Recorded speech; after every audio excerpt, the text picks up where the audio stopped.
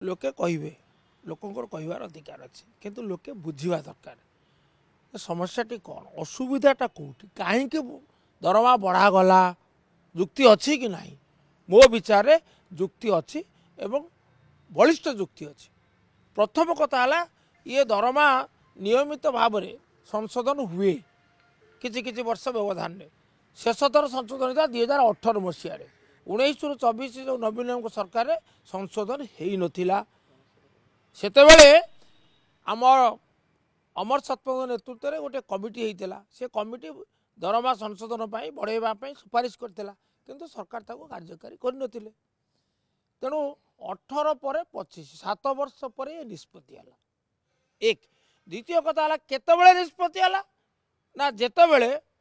दर वृद्धि गोटे कारण रहा एवं ता सहित संसद संशोधन बिलटी पारित है लागू है संसद आपण जानते ता कार्यकारी होती दरमा वृद्धि होती एवं वर्धित दरमा सांसद मानक मान्यवर सांसद मानक दि जाऊँगी ये द्वितीय तापर तृतीय कथाटी है जे जदि आपण अन्य राज्य मानक सहित ओडिशा को तुलना करेंगे ताले ओडिशा पछरे थिला एबे वर्धित हैला परे मध्य 1 नंबर 2 नंबर 3 नंबर स्थान ना पछरे अच्छी तेणु सबू राज्य रे विधायक मानकर बा आमर विधान परिषदर सभ्य मानकर दरमा संशोधन करा जाइछि माने बढ़ा जाइछि एतर बढ़िला। आउ गोटे बड़ कथा है जोटा साधारण माने बुझा कष्ट होउछि दरमा बढ़ी ना दरमा सेते बढ़ी ना दरमा 80,000 टंका होइछि किंतु जो विभिन्न खर्च आनुषंगिक खर्च भत्ता सेटा वृद्धि करा जाइछि।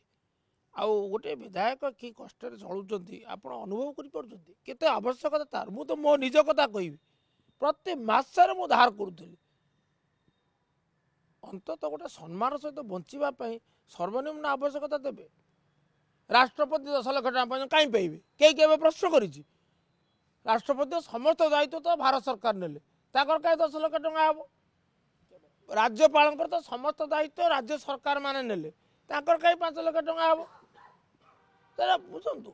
तेणु ये समस्त कथा विचार कर जो निष्पत्ति नि बढ़ा जा निष्पत्ति यथार्थ बढ़ा जा निष्पत्ति को स्वागत करुचे आउ एकता कही रखुची जे आमर बीजेडी ये दाबी करथिला एवं जेतेबेले बिल आगत है समर्थन करथिला मु तांको भितरु जणे